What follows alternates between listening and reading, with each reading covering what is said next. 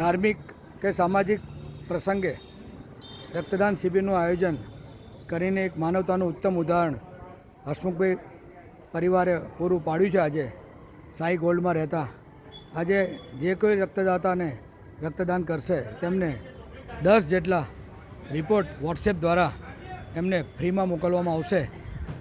આ Indian Red Cross society દ્વારા રક્તદાન શિબિરનું આયોજન કરવામાં આવ્યું છે. કેટલા બોટલ યુનિટ રક્ત થશે તે મહત્ત્વનું નથી, પણ આપણે કેમ કરીએ એ મહત્ત્વનું છે.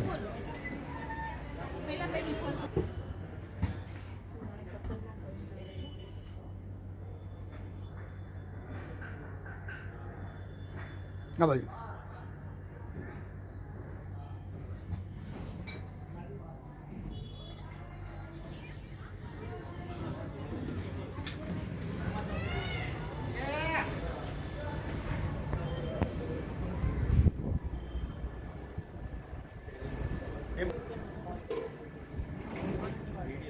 રક્તદાન કરવા કોઈ બહાનાની જરૂર નથી. જો આજે અમારા મિત્ર હસમુખભાઈના પરિવારે પિતાશ્રીના શ્રાદ્ધ નિમિત્તે રક્તદાન શિબિરનું આયોજન કર્યું છે.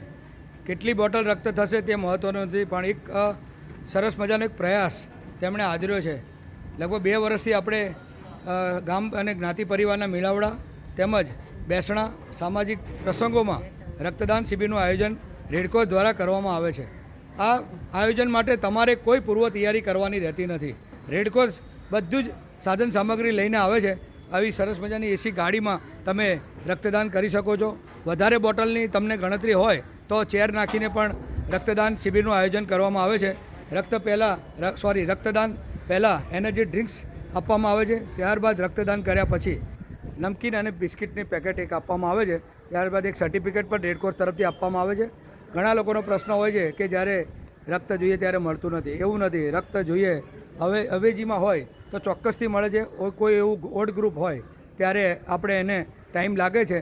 તેમ છતાં પણ રેડક્રોસ સોસાયટી એમના બ્લડ ડોનર ગ્રુપને મેસેજ છોડીને રક્તદાતાને બોલાવીને રક્તદાન પૂરું પાડવા પ્રયાસ કરે છે. સિવાય કે આ રક્તદાન કરેલું રક્ત ડાયરેક્ટ કોઈ દર્દીને ચડતું નથી. તેના માટે 12 જાતના રિપોર્ટ તૈયાર કરવામાં આવે છે. ત્યારબાદ રક્ત ચડાવવામાં આવે છે. એટલે રક્તદાન કર્યા પછી આપને ક્યારે પણ રક્તદાનની બોટલની જરૂર પડે તો રેડક્રોસ સોસાયટી આપી જ રહ્યું છે. તમે રક્તદાન કરો કે ન કરો તેમ છતાંય પણ રક્ત મળી રહે છે.